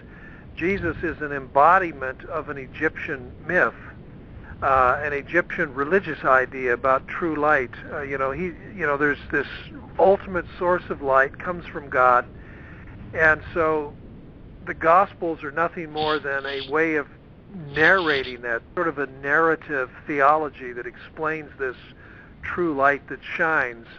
And the evidence for Jesus is non-existent. He really didn't exist. So it's a very bizarre view. He's actually going back to theosophy. It's an idea that developed mostly in the 19th century. And these pseudo-Egyptologists, a couple of men who had no confidence whatever in Egyptology, a guy named Alvin Boyd Kuhn and another guy named Gerald Massey. And they lived at the end of the 19th century, beginning of the 20th, and they cooked up this theosophical view about this Egyptian myth. And I think their idea, in a way, it's kind of it's wishful thinking. It's like, the whole world can become one. We can put every idea about God, all religions, in a blender, push the button, and then blend it all together and we can pour a gray soup into a cup and we can all share it. We all have the same views. It's some kind of radical ecumenism in that sense, but it's nothing but mush.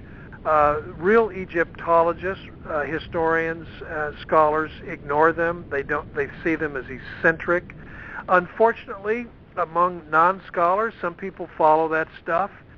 And that would include Tom Harper, for whatever reason. I mean, at one time, he considered himself an Anglican minister and Christian. At one time, he actually taught Greek at a respectable seminary. But something began to change in the 1980s and in the 90s, and then at the end of the 90s, beginning of the 21st century, he decided Jesus didn't exist, and he started writing books to that effect. And one of them, 10 years ago, was called The Pagan Christ, and that got a lot of attention. Oh, yes. Yeah, and of course, the real historians and scholars think it's silly and have refuted it or ignored it mostly, and that's where we are today. Yes, welcome to the internet, where dead ideas rise up to new life constantly. Yep, that's a good way of putting it. We're going to take our final break, and when we come back, we're going to be wrapping things up with Professor Craig Evans. I'm Nick Peters for Deeper Waters Podcast. We'll be back after this. Oh, yeah. Hey, folks, it's Will ZPI, and you guys got to check out CYIWorldwide.com, home of The Grok Show, free MP3s, music, advice, and even prayer support. That, again, is CYIWorldwide.com. Check it out.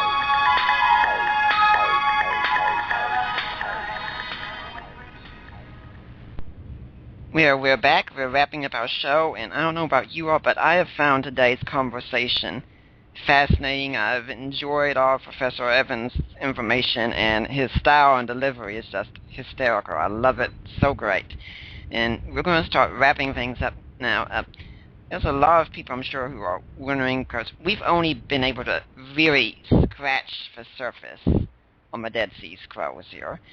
If someone's saying, hey, I'm really intrigued, I want to know more, I want to find a way to sort through all the conspiracies and things of that sort, where would you recommend they go? Well, there's a great book by Jim Vanderkam and Peter Flint. It came out a decade ago, published by HarperCollins, a big publisher, and it introduces the Dead Sea Scrolls and explains what they're all about. So that's one place. And if you don't mind, I can mention my own book that came out a few years ago. By all means. And it's a guide to the Dead Sea Scrolls. It's in a guide series that B&H, Broadman and Holman, publishes. Mm-hmm. And so it's a guide to the Dead Sea Scrolls. It's full of pictures and illustrations, maps, and so on. It keeps it pretty simple. It's for the beginner.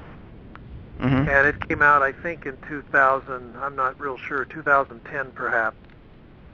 Guide to the Dead Sea Scrolls, Broadman and Holman.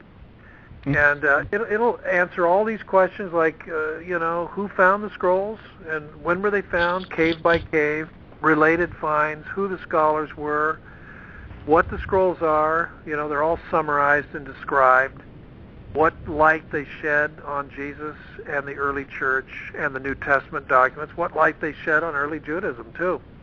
Mm-hmm. And do they shed light on the Old Testament? And of course they do. And so that's what it is. And so I try to keep it lively. I talk about the destruction of the Qumran community by the Romans. I suggest that it happened in the year 73 when General Silva was marching toward Masada. I talk about the archaeology, the different caves that were found, what was found in them, and some of the related caves, including, like the Nahal Hever caves where we actually found bones and various things. So it's an interesting story, and I talk about Kando and how, a machine gun was pointed at his house, and he was told to give up the temple scroll. I mean, there's some pretty interesting stuff in this book. So if people want to learn about the scrolls, what the real scholars actually say about the scrolls, what they really are, and not the sensationalists and the conspiracy people on the internet, my book or the book by Jim Vanderkam and Peter Flint, I think they're pretty reliable guides. And of course there are many other books too. It isn't just my book out there, but there are other good books on it. Mm-hmm. Yeah, I'm looking here on Amazon. I'm seeing several books right now. This is the Holman Quick Source Guide of the Dead Sea Scrolls you were just talking about. Yeah, right? That's the book. Yeah. Okay, well, if anyone's interested, it's available for $12.48 on paperback, $9.99 on Kindle, and I think the one you're talking about by Vanderkam, would that be the Dead Sea Scrolls Today? That would be one of them, yeah. Then he has one that he did with Peter Flint, and it's Harper. I think the Dead Sea Scrolls Today is with Erdmans, and the one with Flint is by HarperCollins. Mm-hmm. Is there, by chance, also maybe a website or anything people could go to if they want to see pictures of the Dead Sea Scrolls, or maybe even get to read some of what the scrolls themselves say? Well, yeah, there are some websites. Off the top of my head, I can't give you the actual address, but I'm pretty sure the Shrine of the Book if you go to the Shrine of the Book, whatever its website address is, that's where the scrolls are kept, or at least some of them. Mm-hmm. And then there's the Orion Center. I believe they make scroll images available too. You can actually see pictures of the scrolls. Mm-hmm. And it is exciting. I mean, it's a different world. And when I was a PhD student long ago, I mean, we didn't have these kind of tools. We'd have been willing to kill for them. I'm kidding.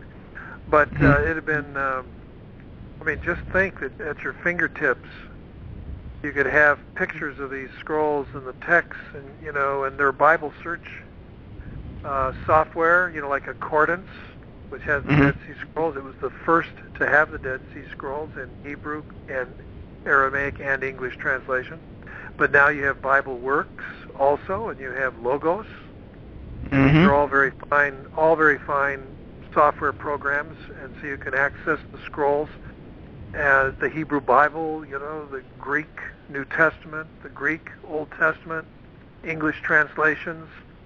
I mean, all of this stuff is available now, complete with pictures and things too. And it's an exciting time to be involved in this kind of research. Yeah, I think I'm going to be going crazy with my wish list on Amazon shortly after the show.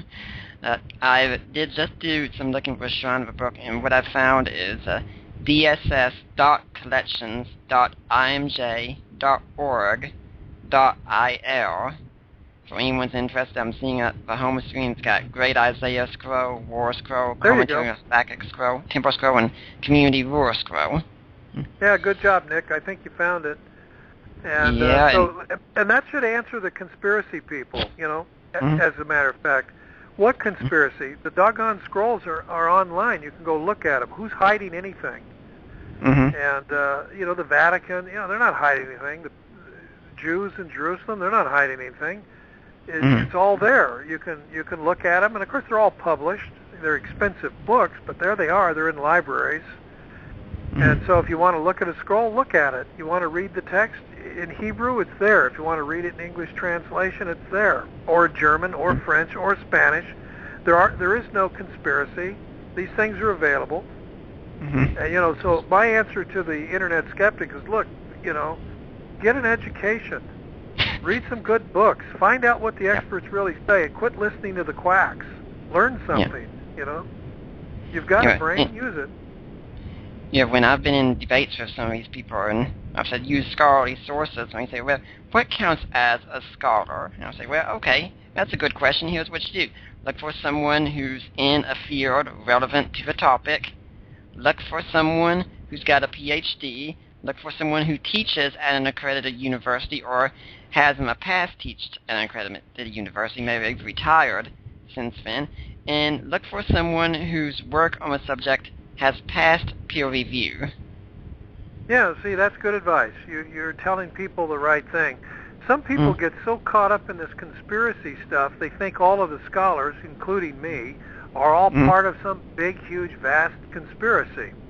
And, when you're dealing with that, you're dealing with a person that's borderline paranoid. I don't know what to tell them. But you're giving them the right advice. People who have proper training, proper education, proper credentials, and are recognized as such, and that means, they're on a faculty somewhere, a real school that gives accredited degrees. And these are people who know what's going on. It doesn't mean that we're always right, and it doesn't mean that, you can't have the odd crackpot once in a while, even in that setting.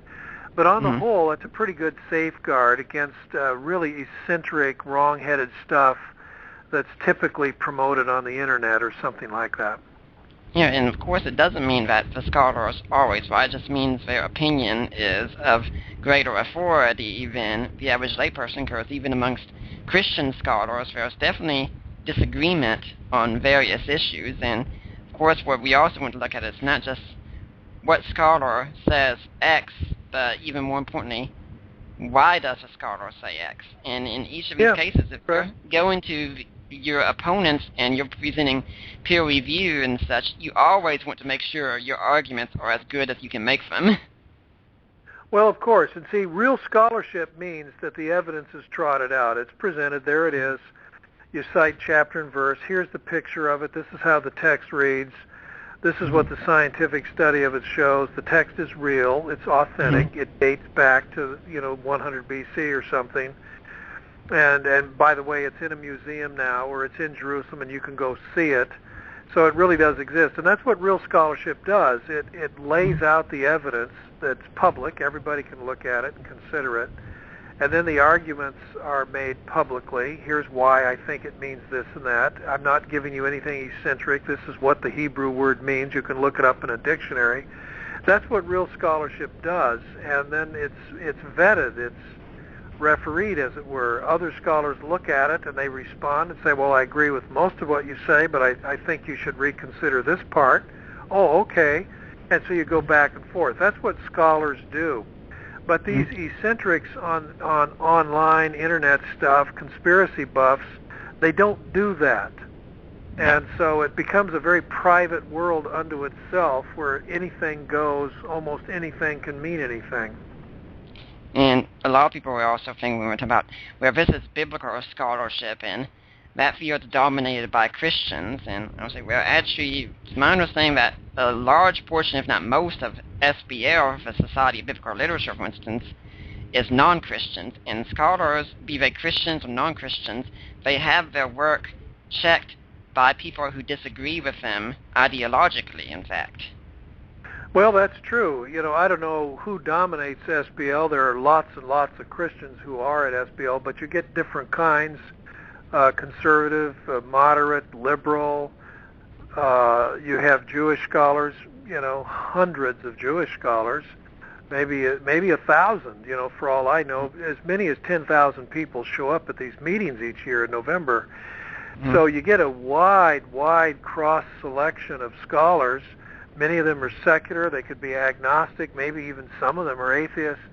And they get together and they share their knowledge. They have expertise in a variety of fields. Some people are brilliant when it comes to languages. Some people know archaeology like nobody's business. Some people are historians. And they come together and they share their information. They critique one another. We go away, we learn a lot of stuff. And, I've presented papers and I've had good questions raised. And I think, you know what? I need to rethink that. This part of my argument might be wrong. And maybe I need to change it. And that's what real scholarship does. And the Society of Biblical Literature, and it's only one of many. I also belong to the Society of New Testament Studies. There's also a Society of Old Testament Studies. You've got societies relating to history, archaeology, papyrology, and so forth. And so you get the world's best scholars getting together, sharing their information. You've got real archaeologists every year digging in Israel, Egypt, Jordan, Turkey, Greece, Italy, and elsewhere, unearthing things, new things. And the study goes on and on. There are tens of thousands of papyrus documents recovered from Egypt that still haven't been fully studied or published yet. And the work just goes on and exciting. And what I like about it is it's real stuff. We're not just dreaming up stories. There are museums filled with artifacts. You can go look at them. You can touch them. They're real. Manuscripts that are real. We're not talking about airy-fairy ideas that my grandmother told me. We're talking about real stuff that anybody can look at, handle, and study. And that makes, for me, that makes the field very exciting. It's just not a bunch of theories, but it's a lot of stuff, a lot of evidence that demands being carefully scrutinized and interpreted. And so that gets me up every morning and keeps me going. And there's no excuse in today's world for someone who wants to argue this stuff to not get an education. You can go to your library, you can go to a local university or seminary library. Even if you're on your computer, you can just open something like iTunes University or something and listen to courses from great educators, and all of this for free. So there's no excuse for ignorance today. No, I agree. That's right. Anybody that wants to learn and get going can find good stuff. And a lot of the good stuff is online, by the way. Yes. It's not all bad. And if you do make an attempt, read some good books, you'll get a sense of the lay of the land, who the real scholars are, what the real publishers are, books worth reading, and you can tell them and distinguish them from the junk books. and from the quacks who don't know what they're talking about. Well, Professor Evans, we've got a little over 5 minutes left in the show, so it's time that we really start wrapping things up. What final message would you like to leave with my audience about Dead Sea Scrolls and Christianity or anything related to that?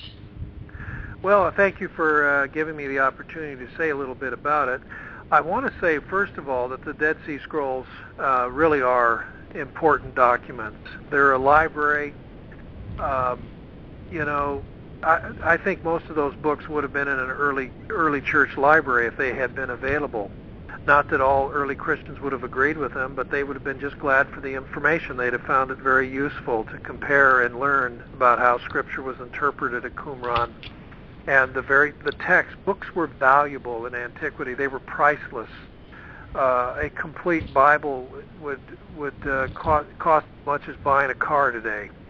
Extremely valuable, these things. And so I want to say the scrolls are important. They're worth reading. The scrolls don't contain any embarrassing secrets or things that would somehow refute the Christian faith or make Jesus look strange. Jesus is not mentioned. Paul isn't mentioned. John the Baptist isn't there. Nobody says anything about Mary Magdalene. The scrolls contain lots of useful insights about the Old Testament, the text of the Old Testament, how Jesus' teaching should be understood, because there's things that Jesus say that we now understand better thanks to the scrolls. Same thing with Paul. So the scrolls are worthwhile. But the scrolls are just the scrolls. They're just one window, one access point to the world of Jesus. They're not everything. The scrolls don't explain everything. It's important to visit the land of Israel, to see the lay of the land, to visit the archaeological digs, to visit the museums, to see the things that have been found that are being studied and interpreted. Go there and learn. There are lots of good books, some of them with beautiful pictures in them, that will introduce readers to the world of Jesus in the early church, or the land of the Bible. Introductions that explain the Scriptures. And so there are some good books. So that's what I'd like to... I'm an educator. I'm a professor. I'm in my 34th year of teaching biblical literature. So I would encourage your hearers and listeners to get some good books. And if you live someplace where you can take a course, maybe online or in person, which is better, do so. Learn. Get some good teachers, read some good books, and learn. The church, in my view, is uneducated. The church is biblically illiterate. So I'd like to see that get fixed, and fixed soon. Yeah, that's the kind of final thing that I'm kind of thinking I'd like to have an altar call after that one there. Now, if someone wants to find out more about you, do you have a website they can go to? Yes, I do. www.craigaevans.com. And Craig A. Evans.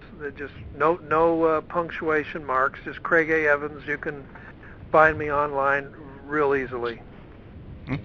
Well, Professor Evans, it has been a real treat, and with your being an educator, I can certainly tell you, I certainly got a whole lot out of this show today as well. I've really enjoyed having you on, and I hope we'll see you on here again sometime. Thanks a lot. You did a great job interviewing me, and I appreciate having the chance to talk about what I think is a very important topic. Well, we're going to be signing off now, and I'd like to remind everyone next week we're going to be talking about another important topic. Mary Jo Sharp from HBU is going to be here. We're going to be talking about why apologetics. So for now, I'm Nick Peters, thanking again my guest, Professor Craig Evans, and I encourage you to check out his work, and yes, to please educate yourselves, and that includes both of us. We're all still constantly learning.